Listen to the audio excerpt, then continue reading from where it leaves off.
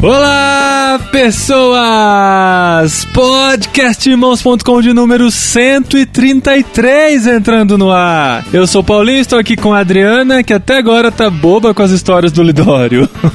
Eu sou a Adriana e até agora eu não acredito que o Lidório pediu Não conta, não chegou ainda. E eu tô aqui com o Paulinho, que vocês não vão saber o que eu falei na abertura, porque essa altura ele já deve ter feito um... E esse é mais um daqueles programas do podcast Cepal, que nós gravamos lá no 38º Encontro Cepal, em Águas de Lindóia. Dessa vez com o Ronaldo Lidório. Ele vai contar pra gente suas histórias de seu primeiro contato lá com os povos africanos, né? Lá na África, né? Em Gana. Engana. E assim, foi um programa muito especial, mais um daqueles curtos, né? A gente tem que avisar que é mais curtinho. Só que esse aqui vai ter um plus, um bônus especial. Então, um plus. No meio do programa, quando ele estiver contando como ele chegou lá para aquela tribo africana, eu vou pegar um trecho da pregação dele no Encontro Cepal, em que ele conta detalhes de como ele chegou, de como ele descobriu aquele povo que ele não contou no podcast com a gente. Olha isso, é novidade, hein? Nem eu tô sabendo disso. Vai ficar legal, meu amor. Vai ser um trecho, tá bom? Então, assim, vai ser diferente, a dinâmica é diferente de você estar falando com alguém, ele tá pregando, ele vai né? pregar, São 5 minutinhos, mas é um trecho muito especial que eu pensei, não dá pra deixar fora desse podcast. E com certeza, porque a experiência dele é muito jóia. Muito. Ele já contou outras vezes pra gente que a gente não gravou no podcast, né? Mas é muito legal. Vocês vão reparar que é muito legal. O Ronaldo é uma pessoa muito humilde, muito simples mesmo. E ele encara as coisas mais malucas da vida com uma naturalidade, né? Nossa, ele contou assim, como se... eu em vez de tomar sorvete de flocos, eu acabei tomando chocolate. Como se fosse uma coisa muito básica, né? Mas você vai ver as experiências que ele passou pra encher o nosso coração aí de paixão pelas questões missionárias. Então depois que você ouvir, comenta pra ver, né, o que achou. Pra gente saber o que achou. Continua a discussão lá nos nossos comentários. Podcast Cepal. Podcast Cepal. O podcast dedicado à liderança evangélica de língua portuguesa. Muito bem-vindos ao Podcast Cepal. Continuamos aqui no Encontro Cepal, no 38º, com muito material para vocês. E assim, hoje eu, a Adriana e o Cassiano temos a honra de trazer para vocês Ronaldo Lidório. Olha só! Hoje a gente não deixou o Cassiano dormir à tarde, chamamos ele para gravar conosco e também tiramos o Ronaldo Lidório da cama, né, para gravar conosco. Quase que literalmente, viu? Cassiano, eu te dou a honra de apresentar o nosso convidado de hoje. Você me dá a honra? Então, estamos aqui com o Ronaldo, que é uma bênção. A gente já tem sido muito abençoado por ele, pela vida do Ronaldo, especialmente, pelo testemunho dele, também pelas pregações e livros do Ronaldo. E para todos que trabalham no meio missionário, estão se capacitando para fazer missões, sabem da importância do trabalho, do ministério do Ronaldo. Então, a gente queria aproveitar o tempo com ele. Na verdade, nós já engatilhamos a segunda, né, Paulinho? Esse é um teaser do podcast completo daqui a uns meses. Eu não sei bem o que é isso não, mas é um teaser. Mas é bonito. Do próximo. Então, e a gente quer falar um pouco hoje mais de uma forma mais pessoal, mesmo sobre a experiência do Ronaldo, missionário, a experiência dele na África. Então, vou deixar o Ronaldo falar um pouquinho sobre o seu chamado e sobre a sua ida pra como tudo começou. Como tudo começou, é verdade. Depois, Ronaldo, não precisa falar do namoro dos seus pais, essas coisas. Pode já mas pode falar também, viu? É legal, tem a ver? A experiência dos pais do Ronaldo é bem joia também. Eu acho que as bases estão lá, né, Ronaldo? Começar do início. Meu bisavô. Adão e Eva. Não, Ronaldo, manda bala. Você falou que o bisavô dele é Adão e Eva. Olha isso, vai ofendendo nosso convidado. Mas uma coisa que o pessoal fala, aqui essa semana eu já ouvi. Achei que o Ronaldo Lidório era mais velho, assim. Não, mas todo mundo acha que você era mais velho. Ele é velho. Eu sou novo, que isso? Não entendo por que o pessoal fala isso. Mas verdade, tem sido joia aí essa caminhada com obra missionária. Na verdade, meu pai já era pastor presbiteriano, minha mãe envolvida aí na obra missionária, eram plantadores de igrejas, então minha infância foi mais ou menos assim, seguindo os dois aí de cidade em cidade. A gente passava 6 meses em um lugar, 1 ano, no máximo 2 anos, plantava uma igreja e deixava com algum pastor e seguiam adiante, né? Mas isso desde que você era novinho? Desde que eu nasci. Aí, tá vendo? Não é a judiação que a gente faz com o André, amor. Aí, ó, imagina. O pessoal fica, ai, que dó, vocês viajam, levam o neném. Pois trata dos traumas e tal. Gastou um dinheirinho com terapia e tal. Psiquiatra não resolve, né? Pois é, mas aí nós morávamos no norte do Espírito Santo, Nova Venécia. Meu pai pastoreava uma igreja lá e eu me lembro que foi uma quarta-feira à noite, ele pregou sobre missões e foi assim, eu já tinha ouvido sobre missões a minha vida inteira, né? Mas foi uma coisa bem especial, do tipo Deus confirmando o chamado e tal. Eu até me lembro no final do culto, ele falou, olha, vem à frente aí quem Deus está chamando para obra missionária. Eu fui o primeiro a chegar, aí ele falou assim, não, com você é diferente, fica aqui de lado. Aqui. Eu fiquei chocado. Cheguei Mas você tinha quantos anos? 14 anos. Aí eu cheguei em casa, aí ele falou assim, não, é porque eu já havia notado esse chamado missionário, eu reservei aqui um livro, leia a biografia de David Brainerd. Depois de Nossa, você... com 14 anos lendo isso? Com 14 anos eu já sabia ler, já aprendi alfabetizado aos 13. Ai, com 14 anos eu li a coleção Vagalume. Também, né? Mas aí eu li essa biografia e ele disse, bem, depois que você ler, se quiser ainda continuar com esse desejo de ser missionário, eu vou lhe apoiar. Biografia, sim, imperdível, é algo que todo missionário precisa ler, todo mundo que tem chamado missionário, marcou meu coração. Desde então, aí continuamos com o preparo, eu tive muita oportunidade de ajudá-lo aí no ministério lá, ajudando as congregações, etc. E aí com 18 anos fui para o seminário, lá em Recife, conheci a Rossana, que é minha esposa hoje, ela se formou em enfermagem, fez missiologia também, conosco lá, enfim. Aí fomos para a África e lá tivemos nossos 2 filhos, né? Você foi com quantos anos, Ronaldo? É, isso que eu perdi. Pois é, eu fui primeiramente com 20 anos para passar um ano na Guiné-Bissau. Então trabalhei lá na Guiné-Bissau durante um ano como voluntário, né? Voltei, terminei o curso de teologia, aí me casei com a Rossana e nós fomos para lá, tinha 23 anos. Direto pra Gana. Pra Gana, é. Começamos nosso ministério assim de longo prazo em Gana. Olha só, gente, só queria fazer uma observação, que a sua mulher também é uma missionária, né? Uma mulher de Deus, porque nota 10. Pra casar e logo já ir embora assim pra África, tem muita mulher que não aceitaria, né? Ela já tinha o chamado? Tinha. Rossana se converteu, ela morava em Florianópolis e ela tinha um despertamento assim, um chamado missionário, um despertamento para trabalhar curiosamente com indígenas, que ela ouviu a história de um barco, hospital entre indígenas, ela queria ser enfermeira entre indígenas. E aí nós fomos para a África e voltamos para trabalhar com indígenas em 2001. Então, aí as coisas estão se encaixando, né? Graças a Deus. De Florianópolis para Gana, hein?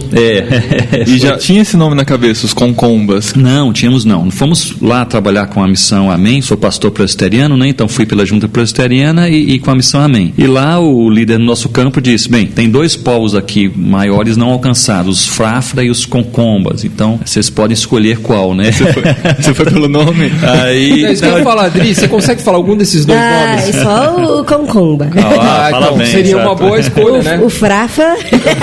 Eu vou naquele que eu consegui falar o nome. Frafa é difícil. Não, mas havia algum interesse de outros missionários pelos Frafras, né? Então, nós resolvemos ir para os Concombas, onde não tinha ninguém. Os Concombas formam uma etnia no nordeste de Gana. Na verdade, são 4 etnias distintas, com dezenas de dialetos e subdialetos. Nós trabalhamos com uma destas etnias, que são os Concombas, chamados de Bimompelo. Que o nome Concomba é só para os de fora, né? Eles não se autodenominam Concombas.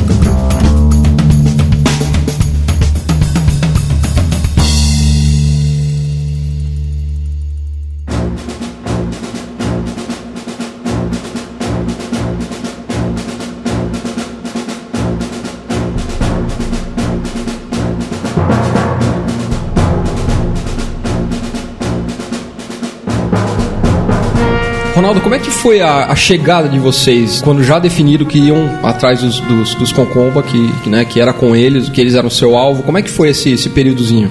A realidade missionária às vezes é meio diferente do que a gente imagina, não é? Nós tínhamos esse ardor de alcançar os Concombas, etc., mas o fato é que nós levamos uns 6 meses para encontrar a primeira aldeia da tribo. Até me lembro que nesse período recebi uma cartinha de um pastor aqui no Brasil, falando, Ronaldo, e aí, como é que vai o ministério? Quantos Concombas já se entregaram a Cristo e tal? Nossa. Aí eu frustrado respondi para ele, né? Olha, nem encontrei o pessoal ainda.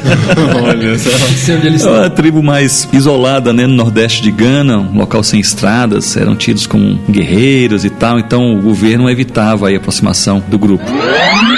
Uma das experiências que mais marcou a minha vida aconteceu em 93, quando eu e minha esposa Rossana chegamos em Gana, na África, e ali nós fomos trabalhar com os Concombas, mas nós não conhecíamos conhecíamos aquela etnia, não tínhamos nenhum relato sobre a localização daquelas aldeias e fomos então fazer algumas pesquisas, fomos fazer alguns mapeamentos. Havíamos feito até então 3 viagens frustradas, sem encontrar nenhuma aldeia da etnia Concomba que nós procurávamos. E aí na 4ª viagem fomos pelo Togo, país vizinho, chegamos a uma região chamada Nabucorá, e ali naquela região, eu e Rossana, nós caminhávamos com 2 guias africanos que estavam conosco e conheciam melhor aquela região do que nós, e chegamos naquela região de Candiocorá e eles começaram a passar mal, alguma coisa que comeram ao longo daquela caminhada. Rossana também muito cansada com aquela viagem prolongada, e resolvemos ficar ali um pouco para descansar. E o coração começa a desanimar, porque você é enviado como missionário para uma missão, como missionário para um propósito. E nosso propósito seria evangelizar a etnia Concomba. E eu falei com a Rossana, falei com aqueles guias africanos: olha, fiquem aqui, vocês estão passando mal, estão mais cansados. Eu vou seguir mais um dia de viagem, só um dia. Eu vou e volto em um dia. E vou espiar um pouco mais além para ver se encontro ali uma aldeia dessa etnia Concomba. Nós estávamos na época das monções, é a época daquela chuva pesada e intensa, e aquela região da África totalmente plana fazia com que toda aquela área estivesse alagada. Então nós caminhávamos com água assim no nível dos nossos joelhos. E eu resolvi então caminhar aquele dia. Tive em mente essa ideia: um dia eu vou e volto naquele mesmo dia. Se encontro uma aldeia, nós voltamos para a aldeia. Se não encontro, nós desistimos. E ali comecei a caminhar, e sempre aquela ideia, quem faz pesquisa de campo sabe o que é isto. Sempre você pensa, talvez depois daquela árvore, talvez depois daquele montezinho, talvez logo depois daquele mato, mas sempre é depois.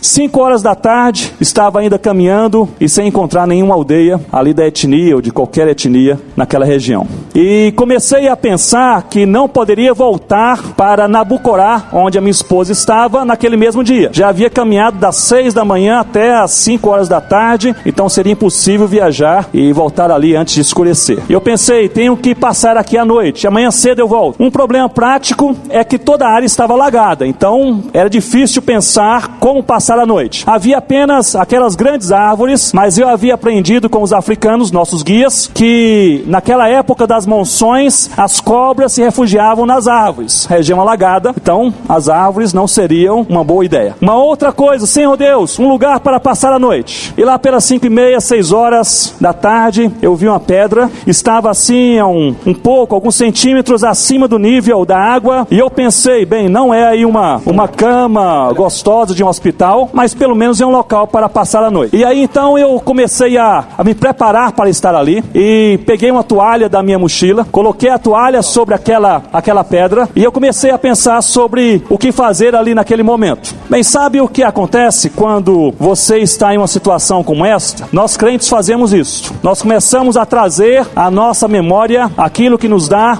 o que, irmãos? Foi fraco, o que, irmãos? Esperança. Quando você está desanimado, você não quer fazer, você quer trazer à sua mente aquilo que lhe dá esperança. Aí eu passei ali aquelas primeiras horas com isso na mente, a trazer à memória algo que me dá esperança. E aí, irmãos, então eu pensei da seguinte forma: o que pode me dar esperança? Eu estou aqui sozinho em cima de uma pedra, em um lugar assim esquisito, sem saber para onde ir e sem saber se há uma aldeia aqui a qual eu encontrarei. O que pode me dar esperança? E aí veio a minha mente: eu estou pelo menos seco, não estou dormindo aqui no meio da água, eu estou seco. 3 horas da manhã, caiu uma chuva torrencial e eu aí não estava mais seco. E aquele pensamento que me trazia esperança, ele mudou e passou pela minha mente um pensamento que talvez já passou na sua mente, na sua vida, no seu ministério alguma vez. E o pensamento foi o seguinte: o que é que eu estou fazendo aqui? Já se sentiram assim? Já, irmãos? O que é que eu estou fazendo aqui? Minha esposa numa aldeia ali com um pessoal que eu nem conheço bem. Eu estou numa pedra sozinho à procura de uma aldeia que eu nem sei se existe. O que é que eu estou fazendo aqui? Meus irmãos, era mais ou menos 3h30 da manhã. Eu disse em meu coração: amanhã cedo eu desisto, eu volto. amanhã cedo. Eu pego a mochila, pego a Rossana no caminho, volto para a missão e digo, os Concombas, eu não os encontrei, vamos para outro lugar. E aí, queridos, a chuva passou e eu dormi. E dormindo, eu experimentei uma coisa única e diferente na minha vida. O que eu posso lhes dizer é que eu amanheci, acordei na manhã seguinte, reanimado no Senhor. Eu sei que isto veio de Deus porque eu não havia lido nenhum livro de reânimo, eu não havia conversado com nenhum colega para te encorajar, eu não havia participado em nenhum congresso da CEPAL, não tinha nada, meu coração desanimado, nada. Eu acordei reanimado no Senhor. Deus falou claramente ao meu coração que a direção é dele, o caminho é dele, o motivo é dele, a missão é dele, nós precisamos apenas caminhar em nome de Jesus. E aí eu peguei aquela mochila, aquele ardor missionário, lembrando daquelas biografias de missionários que fizeram coisas tremendas para chegar até lá, e eu pensei, vou caminhar, nem que seja preciso caminhar uma semana inteira para encontrar a aldeia de Coni. Coloquei as botas, coloquei a mochila e eu caminhei 30 minutos. Depois de 30 minutos, algo aconteceu. As garças, havia umas garças brancas assim, elas voaram à minha esquerda, logo à frente. E eu perguntei a mim mesmo, o que fez as garças voarem? Eu fui em direção às garças, abrindo os arbustos, abrindo o mato. E meus irmãos, eu percebi que no lugar onde as garças voaram, ali estava aquela linda e grande aldeia da etnia Concomba, uma aldeia chamada Coni, onde as garças voaram. Nós moramos ali como família durante 9 anos. E Deus nos abençoou. Onde as garças voaram, nós tivemos 2 filhos que cresceram na graça de Deus. Onde as garças voaram, o Mebá, que era o feiticeiro da aldeia, se entregou ao Senhor Jesus, trouxe consigo 11 dos seus filhos, a sua esposa. Onde as garças voaram, nasceu uma igreja que plantou 47 outras igrejas para a glória de Deus. Onde as garças voaram, foi onde Deus respondeu a minha oração, o clamor do meu coração, cumpriu a sua promessa e mostrou a sua fidelidade.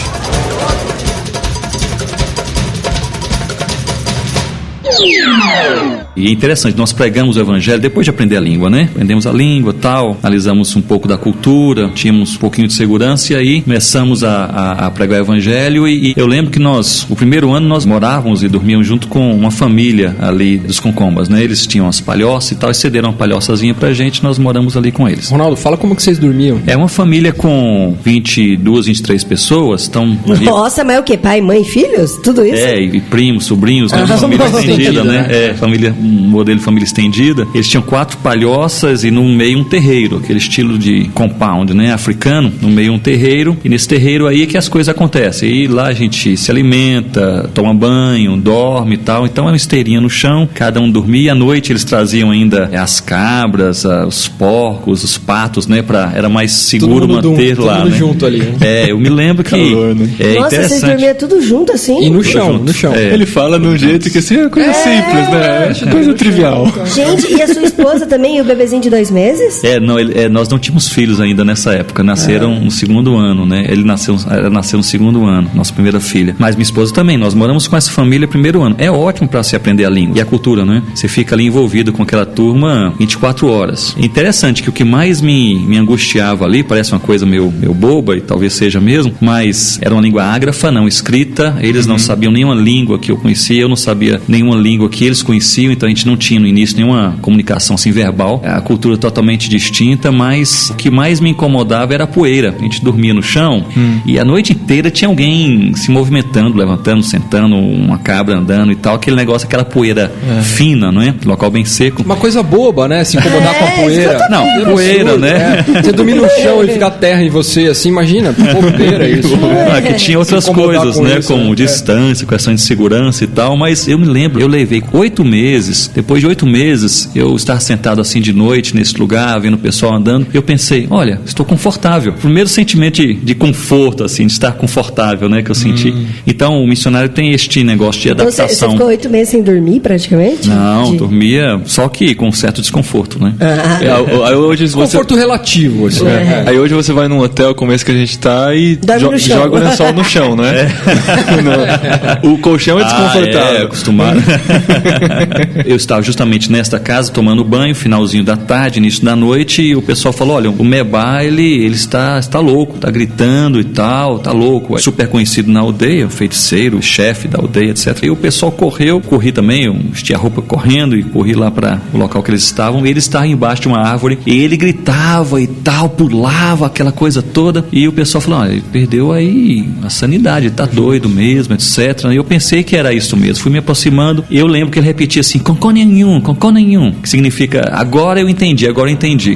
E lá pelas tantas alguém perguntou: o que você entendeu? E ele parou e falou que Deus, ele é mais poderoso do que Grumadi. Grumadi é o espírito maior que eles invocam e adoram, é mais poderoso que Grumadi, mas ele, ao contrário dos demais espíritos, nos ama. Ele seria o único que poderia exigir sacrifícios de nós, porque os espíritos exigem, pedem sacrifício, e aí eles sacrificam animais, etc., a esses espíritos, mas em lugar de exigir tal sacrifício, ele entregou o seu filho como sacrifício por nós. Nossa, que bonito. Ele juntou, nós nunca tínhamos pregado isso com esta sequência, nessa lógica, não é? Mas legal. Ele juntou o que ele ouviu, e isso fez sentido para ele. Então que foi o primeiro a se converter. Que ele comemorou, né? Foi, dançou, batia os pés no chão, assim. Tem uma dança individual que eles batem os pés no chão, como um tambor, assim, batendo no chão, de celebração, né? Ele fazia isso e tal. E daí ele trouxe os seus 11 filhos ao Senhor Jesus e a sua esposa. A vantagem de uma família grande se converter é que já tem uma igreja, né? Todo mundo já é.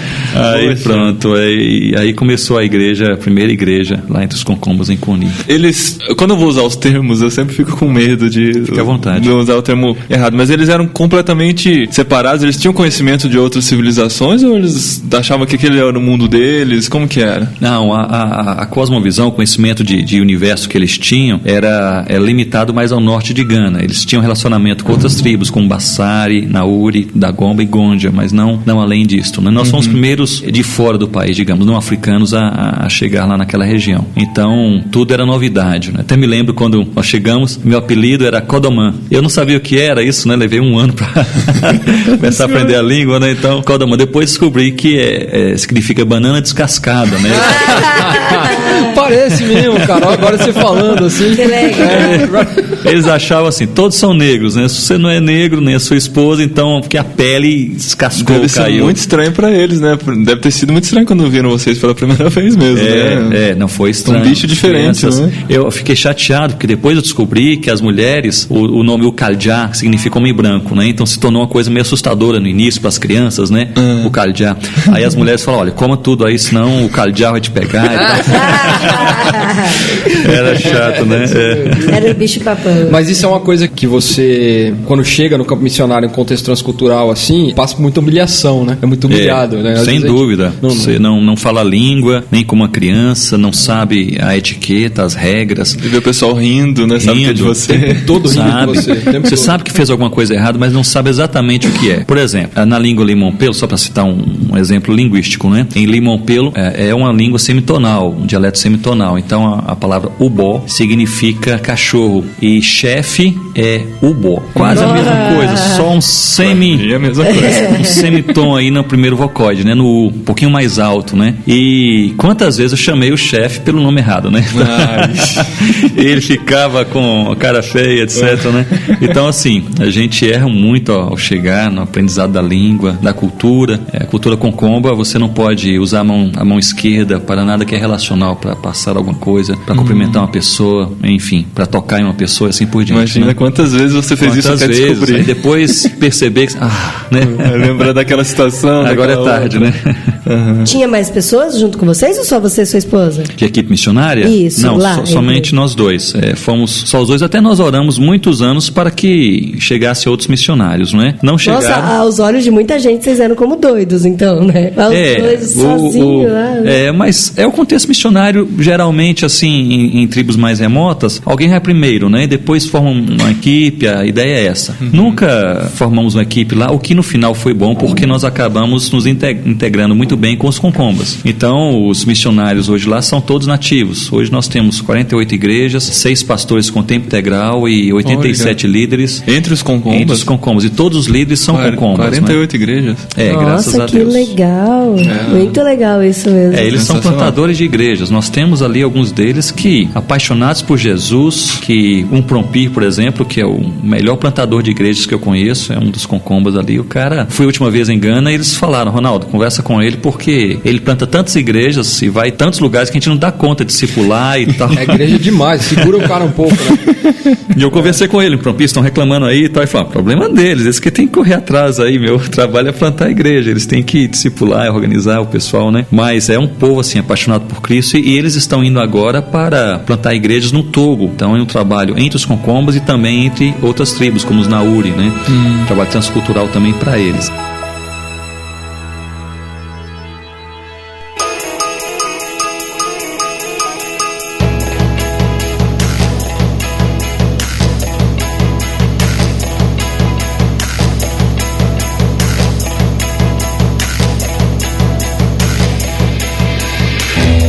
A gente está tentando hoje ser mais assim prático, falar mais experiência mesmo, mas você falou uma coisa interessante agora, para quem está mais no contexto missionário ou as igrejas que tem pessoal surgindo, os vocacionados, trabalho com ele. Você acha que foi a primeira pessoa que eu ouvi falando sobre, em alguns casos, ser preferível enviar missionários sós, vamos dizer, uma unidade missionária, o casal, por exemplo, do que no contexto de equipe. Né? E geralmente isso vai contra o senso comum, assim. Todo mundo fala, a gente tem até nas declarações de política missionária das igrejas dizendo: nós só enviamos em equipe, nós só enviamos em equipe. E depois que você falou isso, já faz alguns anos já que eu ouvi isso, eu tenho questionado isso, tenho levantado essa questão, entendendo mesmo, né, a colocação, mas é sempre muito difícil tocar nisso, é um assunto meio sensível. É sensível. O trabalho em equipe, ele é uma bênção, especialmente para a equipe. Você tem mais pessoas para realizar o trabalho, você tem mais comunhão, tem mais apoio. Quando um está fora do campo, há uma outra pessoa que está ali trabalhando. Então há muitas razões boas para se trabalhar em equipe. Por outro lado, o trabalho em equipe tem sido um dos maiores empecilhos para o aprendizado da língua, da cultura e para o plantio de igrejas. Porque a equipe acaba vivendo mais ali no próprio mundo missionário. Se cria uma cultura missionária, uma comunidade missionária, e aquilo limita o que é principal no campo missionário, que é o relacionamento do missionário com o povo local. Então o negócio é o povo local. E a presença da equipe é uma presença limitadora. Então equipes bem disciplinadas, que gastam tempo com o povo local, etc., de maneira intencional, é joia. Mas o que a gente percebe muito frequentemente é isto: os missionários gastam 2/3 do tempo entre eles e 1/3 apenas do tempo útil com o povo local. Então,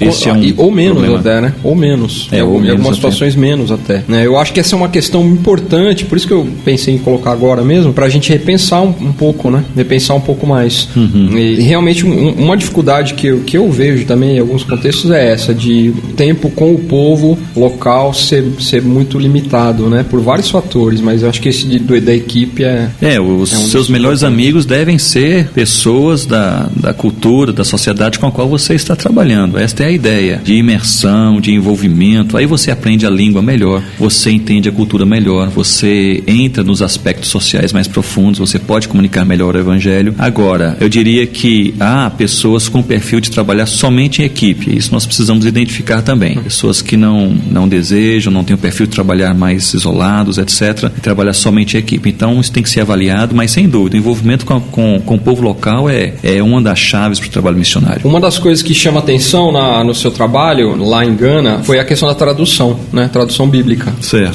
Fala um pouquinho desse processo também pra gente.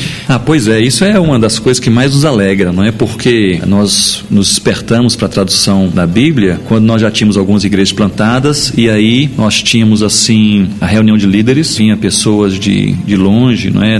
Várias igrejas, etc., concombas, para essa reunião, e eles memorizavam os versículos bíblicos, 12, 13 versículos bíblicos por vez. Eu me lembro que uma dessas vezes, então, uma senhora veio de uma aldeia distante, chamada Candiocorá. Ela caminhou 4 dias para chegar até onde nós estávamos, dormindo assim nas aldeias, no percurso, e chegou até lá, participou do encontro de liderança, tal, aquela coisa toda, foi joia, memorizou 13 versículos e foi embora. Depois descobrimos que ela caminhou 2 dias voltando para casa. No 3º dia, pela manhã, percebeu que havia se esquecido de um versículo dos 13 que ela havia memorizado. Ela não pensou 2 vezes, ela voltou aqueles 2 dias de caminhada Ela chegou, eu e Rossana estávamos embaixo de uma árvore, fazendo algumas coisas e tal, conversando com algumas pessoas, e ela chegou, nós até levamos um susto, o que aconteceu, etc. Ela disse, e essa frase foi a frase marcante para nós, ela disse: a palavra de Deus é preciosa demais para se perder ao longo do caminho. E esse negócio ficou ali no nosso coração, não? Ela rememorizou aquele versículo, pernoitou ali conosco, depois voltou 4 dias de caminhada para a sua aldeia. Caramba, e aí nós pensamos, que legal. bem, somos os únicos missionários aqui, basta uma enfermidade para irmos embora, não é? E a coisa para, porque o acesso à palavra de Deus era extremamente limitado naquela época. Não havia ninguém que falava outra língua mais geral como inglês, e enfim, não tinham nada traduzido no próprio idioma. E daí nós começamos o projeto, foi em 95, e no final de 1995 começamos o projeto de tradução. Não só tradução, mas criar uma grafia para então, eu já estava pensando. Nós grafamos a língua limão-pelo, fizemos trabalho, que é um trabalho fonético, fonológico, morfológico, de realizar um resumo da gramática, estruturar a gramática, grafar a língua. Coisinha assim, simples. Eu tô pensando. Você faz numa tarde. Você ia fazer a forcinha significa o A, a lua significa o B. Não, mas isso realmente não é simples, não. É quebra-cabeça mesmo, viu? Mas assim, quando chegamos ao ponto de tradução, e aí nós viemos para o Brasil com um trabalho incompleto ainda. A igreja ia bem, já era assim autóctone, com liderança própria, etc., mas a tradução não estava completa. Nós terminamos aqui no Brasil, publicamos, entregamos o Novo Testamento para eles em outubro de 2004. Mas foi assim uma bênção, viu? Hoje, olhando para trás, 2 coisas interessantes sobre tradução. Olhando para trás, eu penso que talvez tenha sido o que fizemos de mais precioso, porque muitas coisas passam, não é? Mas a Bíblia, o amor que eles têm pela palavra de Deus, hoje está impulsionando a igreja a enviar missionários até para o país vizinho, então alimenta a igreja. Uma outra coisa que eu olho é porque eu tive muitas malárias lá na África, e eu me lembro que quando fomos publicar o Novo Testamento, alguém pediu, faça aí um histórico de como o trabalho foi feito, quantos anos, enfim, aquele negócio todo. Aí eu peguei as agendas, eu tenho uma agenda, funciona como um diário que eu guardo assim por ano, aí eu peguei as agendas daqueles anos e fui olhar, etc., percebi uma coisa que não havia percebido. Eu tive muitas malárias naquele período que nós moramos em Gana, naqueles 9 anos. Coincidentemente, as malárias que eu tive mais intensas, que me impediam de ir para outras aldeias, plantar igrejas, evangelizar, etc., que me frustravam muito, porque eu pensava, mas eu estou aqui para fazer isso e estou doente, e, enfim, não consigo fazer. Eu tinha que ficar em casa, e em casa, enfermo ali, ou melhorando, etc., aqueles dias seguintes, ou semanas muitas vezes, para recuperar. O que mais eu poderia fazer era mexer com o Novo Testamento, né? Então é interessante como eu percebi lá no meu diário que o trabalho de tradução andou melhor nos anos que eu tive mais malária, né? Então a gente olha para trás e percebe assim que Deus, ele de fato transforma o mal em bem, ele usa até as situações mais assim difíceis da vida para glorificar o nome dele e também para alegrar o nosso coração. Rapaz, mas você conseguia fazer tradução com malária? Com malária eu não conseguia nem abrir o olho. Eu ia perguntar assim, pessoal que tá ouvindo a gente, para você explicar como são os sintomas, né, da malária, para o pessoal entender a gente. Não, cara. Não, mas a malária é o seguinte, a malária você tem febres, dores no corpo, nas juntas, etc., mas dor de cabeça, aquele sentimento de morte que vem. Nossa, sentimento de morte. Coisa leve. Com malária, eu tinha, principalmente nas primeiras, né, que são eu tinha certeza que eu ia morrer. Certeza, assim, eu sabia que eu ia morrer. A melhor definição, e quem já teve malária sabe disso, que é como se fosse uma flor murchando. Essa é a ideia, que eu estou uma flor murchando. Mas isso nos primeiros dias. Você trata a malária e você começa a melhorar. Daí fica bem, só que fica fraco durante algumas semanas. Então é nesse período aí, mais fraco, mas bem melhor, claro, é que a coisa andava melhor na área de tradução, né? E repelente nada, né? Mas lá é interessante, usarmos tudo, não é? Profilaxia, repelente, mas muita gente com malária, né? Muita gente. Beleza, então, gente. Esse foi o nosso aperitivo pro programa que vem pela frente. A gente vai voltar e falar sobre a questão indígena, né? A gente já gravou um programa de índio com o Cassiano um tempão atrás, e ele falou que a gente precisa de um programa digno sobre a questão indígena. Um programa de índio que não seja de índios. E a gente volta ao tema, então, com o Ronaldo. E a gente vai gravar com o Banana Descascada. Gostei disso. Não vai esquecer disso. Que coisa. O que eu fui falar?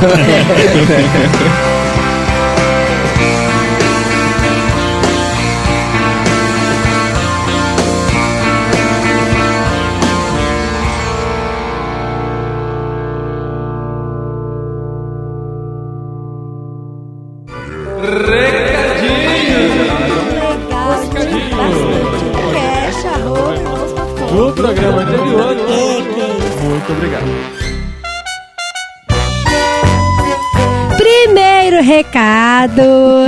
Olha, a gente tá ficando chique demais, né, amor? Por quê? Por quê? Por quê? Fala um porquê, mas por quê? Por quê, Adriana? Porque a gente foi lá no Louvação. Louvação em Curitiba. Participamos lá como preletores. Olha que chique. Aí vocês vão ver no vlog aí que a gente... Tá preparando. Que a gente tá preparando, que foi muito legal, foi muito bacana. Falando isso, um abraço pro pessoal do Louvação, né, amor? Todo mundo, Plínio, Albert, todo mundo recebeu a gente com muito carinho. Eu tenho que mandar um abraço, porque eu caí nessa armadilha, né? Eu falei pra ele, se você se cadastrar e comentar, eu mando um abraço pra você no podcast. A primeira e última, viu? Então, sinta-se privilegiado. Ricardo Gonçalves e sua esposa. Mas eles são fofinhos. Da Fazenda demais, né, Rio Grande. Agora volta o porquê de novo. Por quê, Adriana? Por quê? Porque agora a gente vai ser preletor do primeiro Congresso Criativo do Brasil. Congresso de Ensino Criativo no Brasil. Vamos ler direito a pauta? É o CRIAMA, primeiro Congresso de Ensino Criativo no Brasil. Olha, isso vai pegar e vai pegar bonito, hein, gente? Vai ser aqui em São Paulo de 22 a 25 de setembro. Muitos preletores especiais, porque é aquela ideia, né? Vamos utilizar o que temos disponíveis para fazer a mensagem chegar com mais clareza às pessoas. Gente, ensino criativo, tem coisa mais legal? É comunicação de impacto para ensinar princípios eternos. Olha aí, a gente vai ensinar você a fazer palhaçada na igreja? Não, tô brincando, não vamos não. Não vamos, nós não vamos. Isso é o Jaziel Botelho que vai ensinar. O Jaziel tá lá também. Tem uma galera lá de preletor, olha, nós vamos estar lá também. Então, assim, para mais informações, entre em www.criama.org. Cri com I mesmo, criama.org. De criativo. As inscrições já estão abertas, nós como Irmãos.com somos parceiros do evento, estamos juntos na realização dele, porque acreditamos nisso, é um sonho antigo nosso, né, Adri? A gente queria fazer eventos para transmitir essas ideias de como comunicar com impacto, né, para ensinar esses princípios eternos, e a gente conheceu o Eliseu, que agora é missionário da CEPAL, também está realizando isso, e nós nos tornamos parceiros deles e esse evento. É o primeiro recado do Criama que a gente vai mandar, e vamos mandar outros por aí também. Você vai ver no site aí muitos links para esse congresso, porque nós acreditamos na ideia. Aproveitando, vamos falar das camisetas do Purifixe, que estão de volta. Ai, gente do céu, é boa demais. Além de estarem lançando um novo modelo, que é a Luz do Mundo, que brilha no escuro. A estampa, não a camiseta. A estampa brilha no escuro. Olha que legal. Achei que eu que brilhava no escuro. Linda a estampa do Bruno Mota também. Eles estão relançando, repondo o estoque antigo. Então você que gostou da camiseta lá do macaco, do chimpanzé, e tinha acabado. Agora tem. E corre porque tem todos os modelos, mas eu não garanto até quando estarão. Então entre em purefixe.com.br que você faz lá o seu pedido e garante o seu modelo.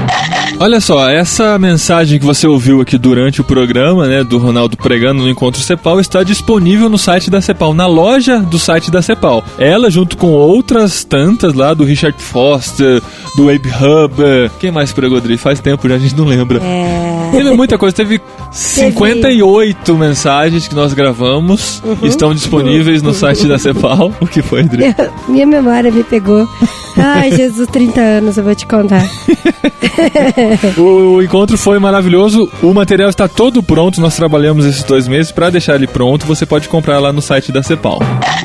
E para finalizar, o Fica a Dica desse programa é o segundo encontro Agnus, que acontecerá de 3 a 6 de agosto de 2011 em Fortaleza. Tá chegando, André, um mês só. Você que já conheceu o Visconde de Sabugosa com a gente, sabe que ele vai estar lá no Igreja Acabou. Não é Igreja Acabou, o segundo encontro Agnus. O tema é Igreja Acabou? Como a igreja pode se superar? Então, nosso amigo Luiz Saião vai estar lá, gente. Ele fala com uma clareza demais. Vocês sabem, ele gravou com a gente o Pod 129, falou aqui com a gente sobre as traduções da Bíblia, sobre a NVI. Ele será um dos preletores lá. Ele, o Hernandes Dias Lopes, vai ser o Israel Belo de Azevedo e a diretora da Agnus, a Marilene Terreng. Então, assim, um congresso imperdível. Você que é da região ou estará na região de 3 a 6 de agosto, ou mesmo que é de longe e quer se mobilizar para ir lá, não vai se arrepender. Fortaleza, gente, olha, tá muito barato por esse valor para participar de um congressão desse. Tá joia demais, não pode perder. Tá bom? Se inscreve lá, entra no site da Agnus, agnus.com.br, ou clica no banner que tem aqui no post desse programa. Espero que tenham gostado desse programa especial. Eu gostei muito e tem mais desses ainda reservados aqui pro podcast CEPAL. E você não perde por esperar o nosso vlog.